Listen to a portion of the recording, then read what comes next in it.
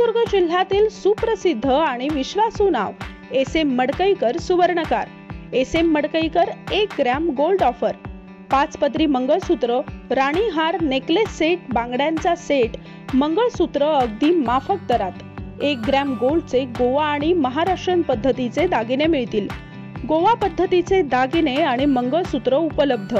बेंटेक्सचे दागिने देखील मिळतील. एस.एम. मडकईकर सुवर्णकार, प्रोप्रायटर श्याम सुंदर मडकईकर, विराग मडकईकर, 84 11 93 04 37, वैष्णवी मडकईकर, 77 96 69 54 48, सावंतवाडी शोरूम पत्ता एस.एम. मडकईकर सुवर्णकार, उभा बाजार सावंतवाडी. कुडाळ शोरूम पत्ता पान बाजार स्टेट बँक शेजारी कुडाळ. सोन्या चांदीच्या दागिन्यांचं दालन, सोनार कामाच्या हत्यारांचं दालन, उभा बाजार सावंतवाडी इथं. ज्या स्वातंत्र्यवीर सावरकरांना शिव्या देणारे आणि त्याच राहुल गांधींना पंतप्रधान करावं म्हणून कोकणात येऊन ठाण मांडणारे उद्धव ठाकरे आणि विनायक राऊत यांना आपण मत देणार आहोत का, हाच प्रश्न मला वाटते आजच्या सभेचा आहे. त्यामुळे आम्ही सगळे रत्नागिरीकर, बावनकुळे साहेब हाच निश्चय केला आहे की स्वातंत्र्यवीर सावरकरांना अपशब्द वापरणाऱ्या, राहुल गांधींना पंतप्रधान करणाऱ्या विनायक राऊतना आम्ही मत देणार का? मी चित्राताईंना विनंती करतो की आपण संबोधित.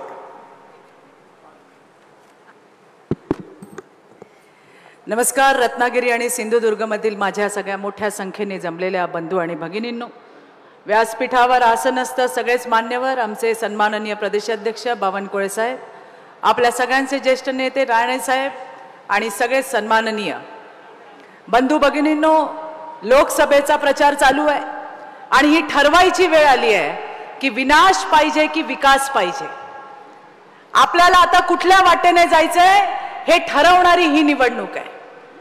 खोट्यावरती खऱ्यावरती खोट्याचा आणि संस्कृतीवर विकृती अशा पद्धतीची ही निवडणूक आहे. 2014 पासून या देशामध्ये झालेलं परिवर्तन आपण सगळ्यांनी पाहिलंय. 60-65 वर्ष काँग्रेसच्या हातामध्ये हा देश होता. 11 नंबरवरून गेल्या 10 वर्षात 5 नंबरवर आणायचं काम जर कोणी केलं असेल तर त्यांचं नाव प्रधानमंत्री नरेंद्र मोदीजी आहेत. आणि ज्या वेळेला मोदीजी प्रधानमंत्री झाले त्यावेळेला सगळ्यात आधी त्यांनी काम काय केलं? इथे मोठ्या संख्येने माझे बंधू पण आहेत. आपल्या घरची इज्जत असते, आपल्या घरची स्त्री. आणि जेव्हा मोदीजी प्रधानमंत्री झाले तेव्हा तुमच्या घरातली स्त्री, या देशातली स्त्री डब्बा घेऊन टॉयलेटसाठी रस्त्यावर जात होती. हे मोदीजींनी बघितलं आणि ती तुमच्या घरातली इज्जत नाही, या देशाची इज्जत आहे. माझ्या देशाची इज्जत रस्त्यावर जाणार नाही असा विचार करणारा पहिला प्रधानमंत्री, त्याचं नाव नरेंद्र मोदी. आणि आल्या आल्या जर काय काम केलं असेल तर 11 कोटी शौचालय बांधले. मोठी यादी आहे. 10 वर्षामध्ये प्रत्येक घटकाच्या आयुष्यामध्ये बदल आणायचं काम जर कोणी केलं असेल तर ते मोदीजींनी केलंय. कुठली जात पात पंथ पाहिला नाही. 4 जातींसाठी आपण काम करतो, महिला, युवा, शेतकरी आणि त्या ठिकाणी गरीब. लहानपणापासून आपण वाढलोय, लहानपणापासून आपण बातम्या बघतोय. कधी ऐकलं आपण की शेतकऱ्यांना पण कुठला सन्मान निधी मिळेल? पण मोदीजींनी आज ते सुद्धा करून दाखवलं. आणि म्हणून आज त्या ठिकाणी 140 कोटी देशाची जनता ही मोदीजींच्या सोबत आहे. मला रत्नागिरी आणि सिंधुदुर्गकरांना सांगायचंय की बंधू भगिनींनो, संपूर्ण देशात आणि महाराष्ट्रामध्ये शेमड्या पोराला जरी विचाराल तर अब की बार तो म्हणतो फिर एक बार मोदी सरकार आणि अब की बार 400 पार. अरे कुणाच्या जीवावर नारे होतात? हे नारे होतात गोरगरिबांच्या जीवावर. मी एका ठिकाणी गेले होते विदर्भामध्ये आणि तिरोडा सारखा एक दुर्गम असा त्या ठिकाणी विधानसभा आहे. एक आजी होती आणि ती बघत होती पॅम्पलेट. आम्ही पॅम्पलेट वाटत होतो आणि त्या ठिकाणी ती पॅम्पलेट बघत होती. म्हटलं आजी कोण ओळखीचं दिसतंय का? ती म्हणते हाऊनाजी आमचा मोदी इकडे.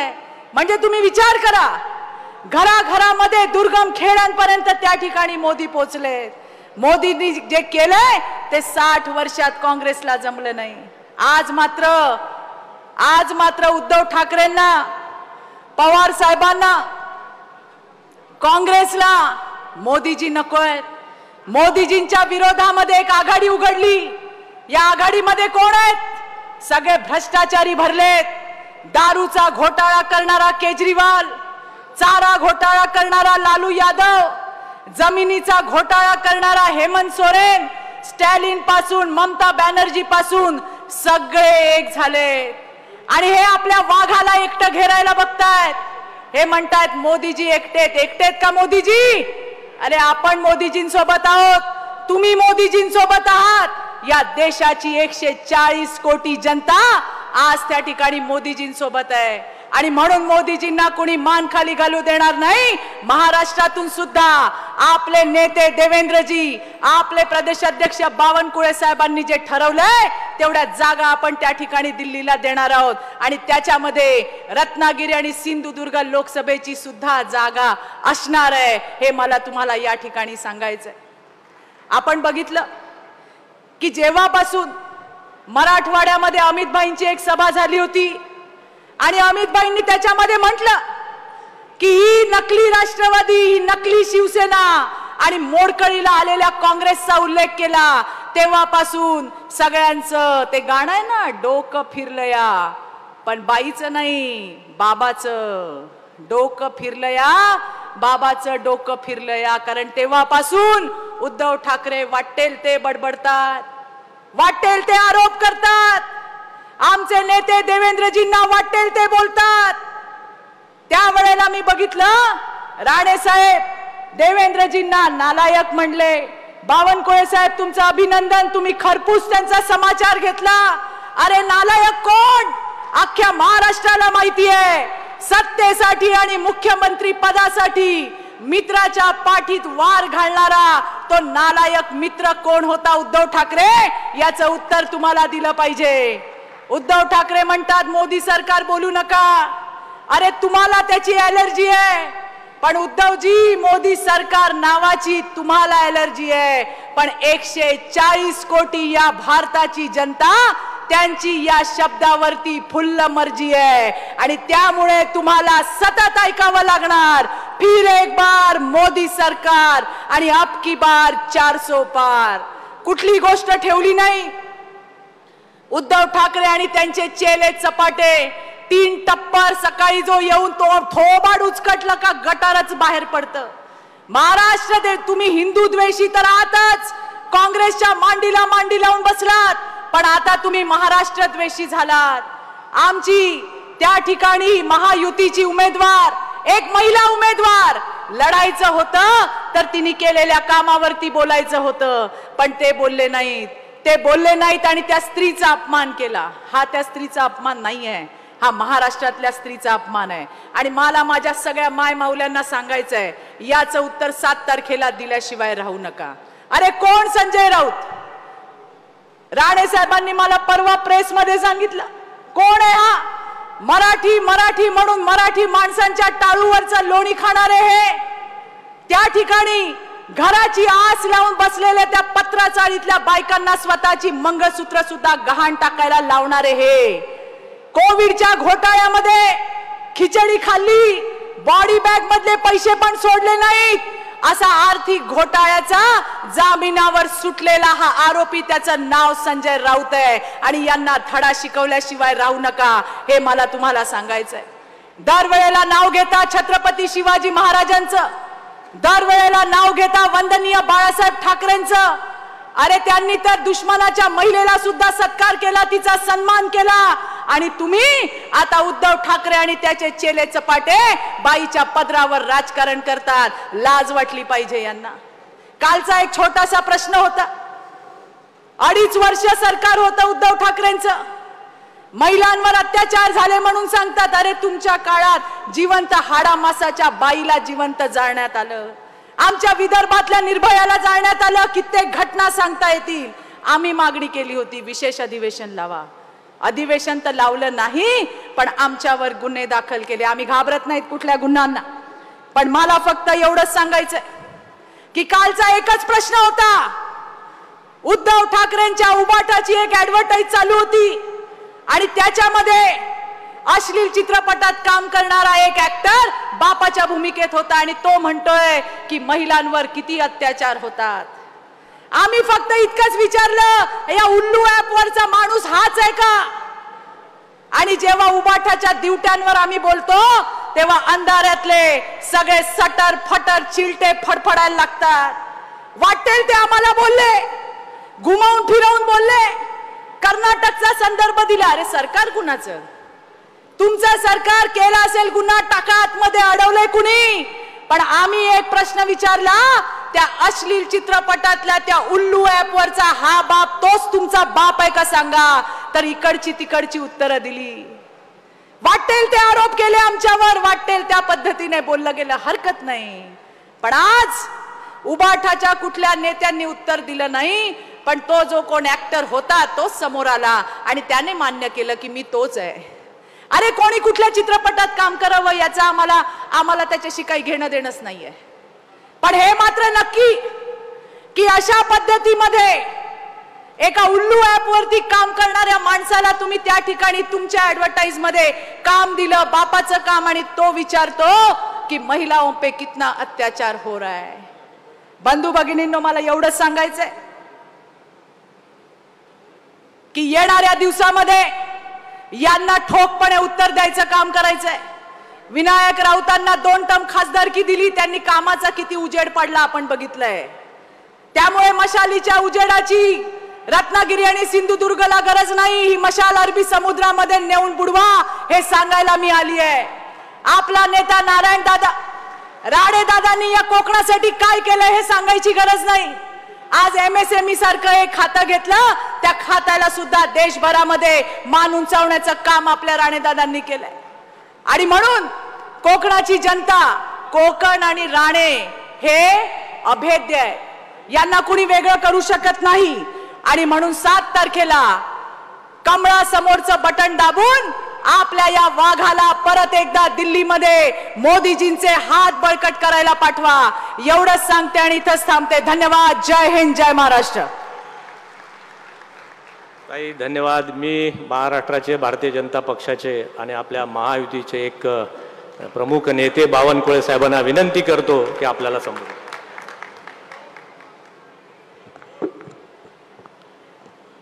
छत्रपती शिवाजी महाराज की, धर्मवीर छत्रपती संभाजी महाराज की जय. भवानी, जय श्रीराम. हर हर हर हर. 7 तारखेला होणाऱ्या निवडणुकीमध्ये आपण आपले नातेवाईक, आपल्या आजूबाजूच्या घराच्या बाजूचे 100-200 घराचे नागरिक, जनता, आपल्या मोबाईलमध्ये जेवढे संपर्क क्रमांक आहेत त्या सर्वांनी आजपासून 3 दिवस देशाकरता देऊन आपण सर्वांनी देशाचे केंद्रीय मंत्री, महाराष्ट्राचे लोकनेते, रत्नागिरी सिंदूरचे सुपुत्र माननीय नारायण राणेजी यांना प्रचंड बहुमताने विजयी करावं अशी विनंती करण्याकरता या ठिकाणी देशाचे लोहपुरुष ज्यांनी मोदीजीच्या नेतृत्वामध्ये काश्मीर ते कन्याकुमारी पर्यंतचा भारत एक केला, 370 कलम हटवण्याचं काम या देशामध्ये केलं, असे माननीय अमित भाई या ठिकाणी येत आहे. बंधूंनो, या ठिकाणी व्यासपीठावर सर्वच नेते, कारण अमित भाई 3 मिनिटात या ठिकाणी येत आहे, माननीय रवी चव्हाणजी, माननीय आपले या ठिकाणी किरण सामंतजी असतील, चित्राताई आहेत, आपल्या या ठिकाणी सर्व नेते, मी सर्वांचा उल्लेख या ठिकाणी सर्वांची क्षमा मागतो, कारण या ठिकाणी अमित भाई 3 मिनिटात येणार आहे. मी एवढंच सांगेल की आज आपल्या समोर जी कमळाची बटन आहे ती बटन अशा व्यक्तिमत्वाची आहे की ज्या माननीय नारायण राणे साहेबांनी आपलं संपूर्ण आयुष्याचे 80% दिवस हे आतापर्यंत राणे साहेबांनी हिंदू हृदय सम्राट बाळासाहेब ठाकरेजी यांच्या सहवासामध्ये माननीय हिंदू हृदय सम्राट बाळासाहेब ठाकरेजींची प्रेरणा घेऊन या महाराष्ट्राला समोर नेण्याचं काम माननीय नारायण राणे साहेबांनी केलं. माननीय राणे साहेब असे नेते आहेत ज्यांनी महाराष्ट्राचे मुख्यमंत्री म्हणून विदर्भ, मराठवाडा, उत्तर महाराष्ट्र, पश्चिम महाराष्ट्र, कोकणाचा विकास करण्याकरता अहोरात्र प्रयत्न केले. माननीय नारायण राणे साहेब मुख्यमंत्री असताना या महाराष्ट्राला या ठिकाणी पुढे नेण्याचं काम झालं. आणि बंधूंनो, एक असा नेता विदर्भातल्या शेवटच्या गावापासून तो कोकणापर्यंत समाजाच्या शेवटच्या गरीब माणसाच्या कल्याणाकरता झटणारा नेता नारायण राणेजी यांची ही निवडणूक आहे. यांच्याकरता आपल्याला 7 तारखेला मतदान करायचं आहे. मी बघितलं केंद्रीय मंत्री माननीय नारायण राणेजी झाल्यानंतर मोदीजीच्या नेतृत्वामध्ये MSMEच्या माध्यमातून संपूर्ण महाराष्ट्राला नवी दिशा देण्याचं काम झालं. गरीब माणसाच्या आयुष्यामध्ये मोठं काम सुरू केलं आणि या राज्यातल्या या सर्व बेरोजगारांना 10 लाख रुपयापर्यंत मुद्रा योजनेचं लोन देण्याचं, बिना गॅरंटी लोन देण्याचं काम माननीय नारायण राणे साहेबांच्या काळामध्ये माननीय मोदीजीच्या नेतृत्वात झालं. आणि तुम्ही बघितलं असाल 14 एप्रिलला महामानव डॉक्टर बाबासाहेब आंबेडकरांच्या जयंती दिवशी मोदीजींनी विकसित भारताच्या संकल्पाचा वचननामा दिला. मोदीजींनी वचननामा दिला विकसित भारत 2024 ते 29. तुमचं मत मोदीजी 7 तारखेला घेणार आहे. त्यातला अत्यंत महत्वाचा वचननामा काय आहे तो नारायण राणे साहेबांच्या डिपार्टमेंटचा आहे. राणे साहेब, या वचननाम्यामध्ये तुमच्या डिपार्टमेंटचं महत्वाचं काही आलं असेल तर या महाराष्ट्राच्या बेरोजगार तरुण तरुणीला 20 लाखापर्यंतचं बिना गॅरंटीचं कर्ज देण्याचं काम मोदीजींच्या वचननाम्यामध्ये तुमच्या नेतृत्वामध्ये तुमच्या या ठिकाणी डिपार्टमेंटच्या माध्यमातून आलाय. बंधू भगिनींनो, मला आपल्याला सवाल सांगायचा आहे. काँग्रेसने 55 वर्ष सरकार चालवलं, 55 वर्ष मतं घेतले. बंधू भगिनींनो, काँग्रेसच्या नेते राजीव गांधींनी म्हटलं होतं, राजीव गांधींनी 55 वर्षानंतर असं म्हटलं, दिल्लीवरनं 1 रुपया केंद्रातून पाठवतो तर रत्नागिरी सिंदूरला फक्त 15 पैसे पोहोचतात.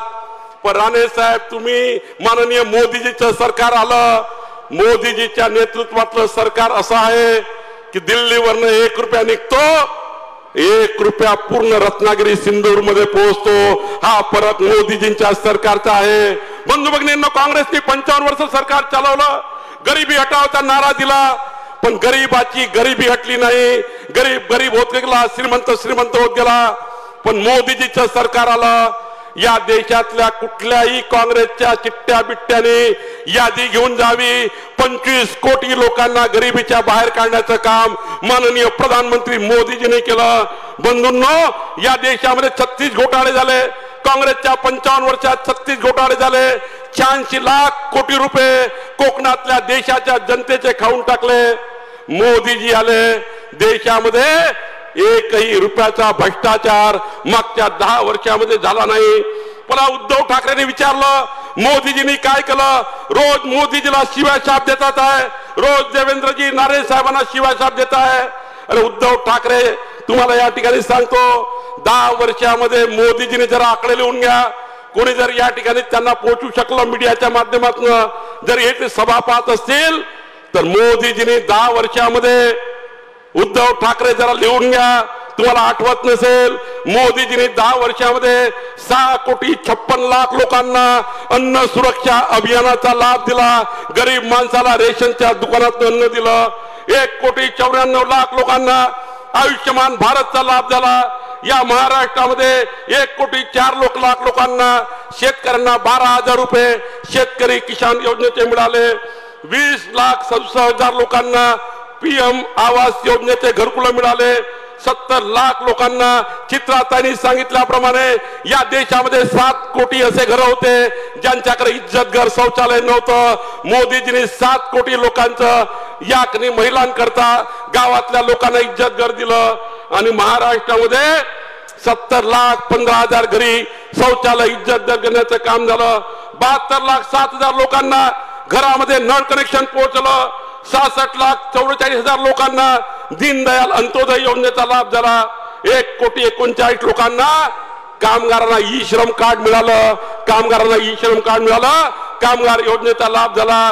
अरे उद्धव ठाकरेजी, 5,716 किलोमीटर रस्ते प्रधानमंत्री ग्राम सडक योजनेचे झाले 47,000 लोकांना राष्ट्रीय सामाजिक न्याय योजनेतनं त्या ठिकाणी अनुदान मिळालं. 12,02,000 ग्रामपंचायतीला प्रधानमंत्री कौशल्य विकास योजनेच्या नोंदीमध्ये घेतलं. 1,34,00,000 लोकांना प्रधानमंत्री जीवन ज्योती योजनेचा लाभ मिळाला. 31,232 गावामध्ये त्या ठिकाणी सर्वेक्षणाच्या माध्यमातून गावाच्या विकासाची नोंद झाली. आणि बंधू भगिनींनो, महाराष्ट्रातला उद्धव ठाकरे, शरद पवारजी, तुमचं मनमोहन सिंगाचं सरकार 10 वर्ष होतं. त्या 10 वर्षामध्ये पत्रकार बंधूंनो, या महाराष्ट्रामध्ये 1,00,000 कोटी रुपये मिळाले. पण मोदीजीच्या 10 वर्षाच्या सरकारमध्ये या महाराष्ट्राला 7,00,000 कोटी रुपयाची कामं झाली. 7,00,000 कोटी रुपयाचे कामं झाले. अरे हिम्मत असेल तर रत्नागिरी सिंदूरच्या चौकात या, तुम्ही सांगा 10 वर्ष काय काम केलं. आणि आम्ही सांगतो, मोदीजींनी एक कमळाचं मत घेतलं. मोदीजींनी विकसित भारताचा संकल्प केला. 14 एप्रिलला मोदीजींनी सांगितलं, विकसित भारताचा संकल्प करताना मोदीजींनी या देशामध्ये पुन्हा एकदा गरिबाकरता 3 कोटी नवीन घरं देण्याची योजना 7 तारखेच्या नवीन या सरकारमध्ये येणार आहे. 7 तारखेचं राणे साहेबांचं मत म्हणजे 3 कोटी नवीन लोकांना घर देणारं मत आहे. 7 तारखेचं राणे साहेबांचं मत म्हणजे पुढचे 5 वर्ष या महाराष्ट्राच्या गरीब लोकांना रेशन मधून मोफत अन्न देणारं मत आहे. 7 तारखेला राणे साहेबांचं कमळाचं मत म्हणजे 70 वर्षाच्या सर्व व्यक्तींना आयुष्यमान भारतचं कार्ड देणारं मत आहे. 70 वर्ष वयाच्या सर्व जनतेला 5 लाख रुपयाचा विमा उतरवणारं मत आहे. 7 तारखेला राणे साहेबांचं मत म्हणजे या महाराष्ट्रामध्ये, देशामध्ये 1 कोटी लोकांच्या घरावर सूर्यघर लागणार आहे. आणि असं सूर्यघर की पुढचे 15 वर्ष तुमच्या घरी इलेक्ट्रिकचं बिलच येणार नाही, असं सूर्यघर 7 तारखेच्या राणे साहेबांच्या मतातनं होणार आहे.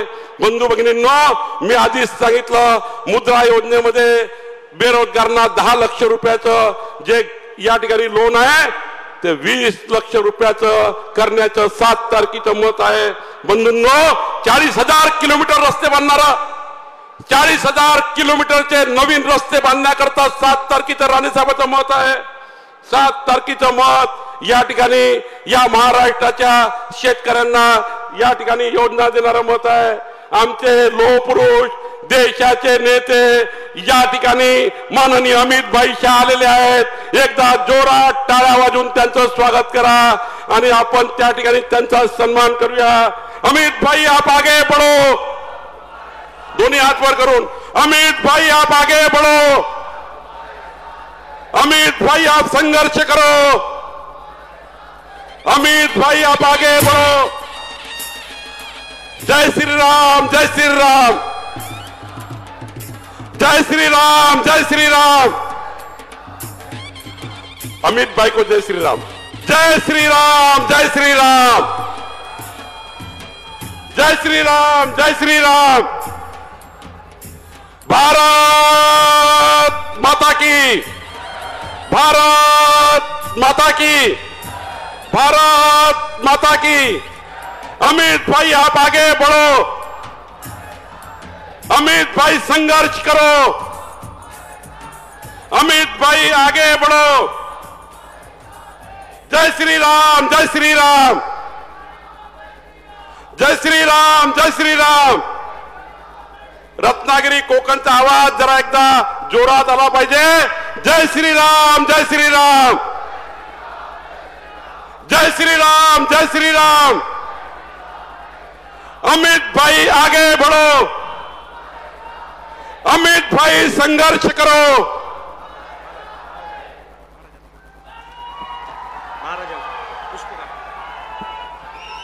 देश के लोह पुरुष माननीय अमित भाई शाह आपल्या सगळ्यांना अभिवादन करतायत. जोरदार टाळ्या. महायुतीचा छत्रपति शिवाजी महाराज की.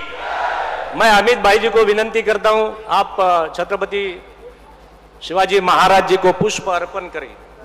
बावनकुळे साहेबांना मी विनंती करतो की आपण सर्वांनी, उदयजी सामंतांना मी विनंती करतो, छत्रपती शिवाजी महाराज की, हर हर छत्रपती संभाजी महाराज की, भारत माता की, वंदे महायुतीचा।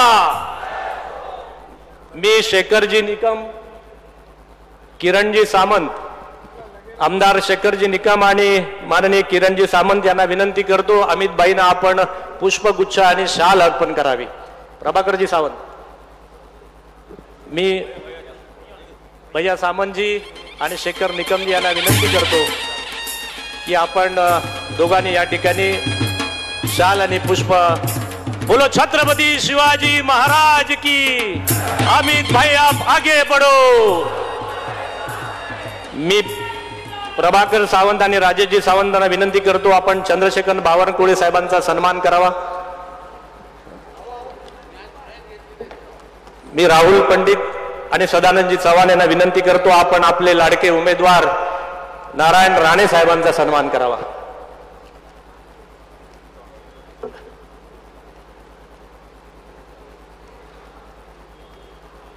आणि मी आपल्या जिल्ह्याचे लाडके पालकमंत्री, उद्योग मंत्री उदयजी सामंत, ज्याने आपल्या भविष्यामध्ये रोजगाराची हमी दिलेली आहे। मोदी साहेब आपल्याला गॅरंटी विकासाची देतात, महाविकास आघाडी आपल्याला रोजगाराची गॅरंटी देते। उदयजी सामंतांना मी विनंती करतो की आपण भाषण करा। महायुतीचे लोकप्रिय उमेदवार आदरणीय या राज्याचे माजी मुख्यमंत्री राणे साहेबांच्या प्रचारासाठी या रत्नागिरी शहरामध्ये आलेले देशाचे गृहमंत्री, देशातल्या प्रत्येक महायुतीच्या सरकारचे मार्गदर्शक आदरणीय अमितभाई शहासाहेब, व्यासपीठावर उपस्थित असलेले स्वतः नारायण राणे साहेब, रवींद्रजी चव्हाण साहेब, चंद्रकांत बावनकुळे साहेब, व्यासपीठावर अनेक मान्यवर आहेत, सगळ्यांचीच नावं मी या ठिकाणी घेत नाही। व्यासपीठावरील सर्व सन्माननीय मान्यवर आणि मोठ्या संख्येनं अमित शहा साहेबांचे विचार ऐकण्यासाठी उपस्थित बंधू आणि भगिनींनो, मी या जिल्ह्याचा पालकमंत्री म्हणून माननीय अमित शहा साहेबांचे या जिल्ह्यामध्ये मनपूर्वक स्वागत करतो आणि या जिल्ह्याच्या वतीनं अमित शहा साहेबांना ही देखील खात्री देतो की महायुतीचे उमेदवार आदरणीय राणे साहेबांना फार मोठं मताधिक्य, मी सिंधुदुर्गा एवढंच मताधिक्य हे रत्नागिरी जिल्ह्यातनं दिलं जाईल, हा आपल्या सगळ्यांच्या वतीनं मी आपल्याला शब्द देतो। आज माझ्या आयुष्यातलं मी भाग्य समजतो की अमित शहा साहेब रत्नागिरीमध्ये लवकर आले आणि लवकर आल्यानंतर मला आणि दीपक भाईंना त्यांच्याशी चर्चा करण्याची संधी मिळाली आणि हे देखील मला कळलं की नुसतं राज्याचं नाही देशाचं राजकारण करत असताना माणूस किती जमिनीवर असू शकतो आणि जमिनीवरून चालू शकतं हे अमितभाई शहाना बघितल्यानंतर मला आणि दीपकभाईंच्या दोघांच्याही लक्षात आलं। आज मला असं वाटतं की देशाच्या प्रत्येक राज्यामध्ये राजकीय घडामोड करण्याची ताकद माननीय अमितभाईंमध्ये आहे। ज्या राज्यामध्ये आम्ही सगळे एकत्र लढलो होतो, शिवसेना आणि भाजप म्हणून, एका बाजूला आम्ही नरेंद्र मोदी साहेबांचा फोटो टाकला होता, एका बाजूला आम्ही वंदनीय बाळासाहेबांचा फोटो टाकून मागच्या विधानसभेमध्ये मतं मागितली होती आणि मतं मागितली असताना त्याच्यानंतर काय झालं, आम्ही सगळे काँग्रेसच्या मांडीवर जाऊन बसलो। परंतु मला या बैठकीच्या या सभेच्या निमित्तानं अमितभाई शहासाहेबांना मनापासून शिवसेनेचा आमदार म्हणून धन्यवाद द्यायचे आहेत की त्यांनी पुढाकार घेतला आणि भाजपाचे 105 आमदार असताना देखील आम्ही ज्यावेळी उठाव केला एकनाथ शिंदे साहेबांच्या नेतृत्वाखाली, त्या एकनाथ शिंदे साहेबांना महाराष्ट्र राज्याचं मुख्यमंत्री केलं, हे देखील आम्ही विसरू शकलो नाही। एवढी ताकद माननीय अमितभाईंमध्ये आहे। आणि आज रत्नागिरी मतदारसंघामध्ये आले जाता जाता एकच मागणी मी अमितभाईंकडे करणार आहे की आपण जिल्ह्यामध्ये आला, हा निसर्गरम्य जिल्हा आहे, या मतदारसंघाला पूर्ण समुद्र किनारा आहे, परंतु समुद्र किनारा असताना आम्ही पर्यटनाच्या निमित्तानं काही करण्याचा प्रयत्न करतोय। आपण देशाचे जसे गृहमंत्री आहात तसे देशाचे सहकार मंत्री देखील आहात। आज आंबा हा आमचं प्रमुख पीक आहे, काजू हे आमचं प्रमुख पीक आहे। सहकार जसा कोकणात वाढला नाही तसा रुजला देखील नाही आणि म्हणून आपल्या सगळ्यांच्या वतीनं मी अमितभाई शहासाहेबांना विनंती करतो की विशेषतः ह्या कोकणासाठी सहकाराची केंद्र शासनाची पॉलिसी आपण आणावी आणि माझ्या कोकणातल्या आंबा बागायतदारांना, काजू बागायतदारांना फार मोठा न्याय मिळून द्यावा, आणि आमच्या जिल्ह्यातली बेरोजगारी दूर करावी एवढीच विनंती करतो। आणि महाराष्ट्र राज्याचा उद्योग मंत्री म्हणून साहेब मी आपल्याकडे विनंती करतो की आपण राज्यामध्ये अनेक ठिकाणी आपल्या नेतृत्वाखाली फार मोठे उद्योग दिलेले आहेत। भविष्याच्या कालावधीमध्ये ही आचारसंहिता संपल्यानंतर कारण उभाटाचे अनेक लोक अनेक वेळा आमच्यावर हाच आरोप करतात की या महाराष्ट्रातले अनेक प्रकल्प गुजरातमध्ये गेले। आज महाराष्ट्राचा उद्योग मंत्री म्हणून, या जिल्ह्याचा पालकमंत्री म्हणून आणि या तालुक्याचा आमदार म्हणून मी आपल्याला साहेब विनंती करतो की या आचारसंहितेनंतर एखादा फार मोठा प्रोजेक्ट माझ्या महाराष्ट्रातल्या युवकांना रोजगार देणारा आपण महाराष्ट्रामध्ये द्यावा एवढी विनंती करतो। आज या महायुतीचे उमेदवार नारायणराव राणे साहेबांना फार मोठं मताधिक्य आमच्या सगळ्या परिसरात मिळेल हा आपल्याला शब्द देखील देतो। आणि शिवसेना असेल, भाजप असेल, राष्ट्रवादी काँग्रेस पार्टी असेल, RPI असेल, मनसे असेल आणि सगळे मित्र पक्ष हे एकाच व्यासपीठावर येऊन एक दिलानं काम करतायत। त्याच्यामुळे महायुतीच्या उमेदवाराचा विजय हा अतिशय सुखकर झालाय याची खात्री आपण बाळगावी एवढीच विनंती करून पुन्हा एकदा या जिल्ह्यामध्ये आपलं स्वागत करतो आणि थांबतो। जय हिंद, जय महाराष्ट्र। धन्यवाद उदय।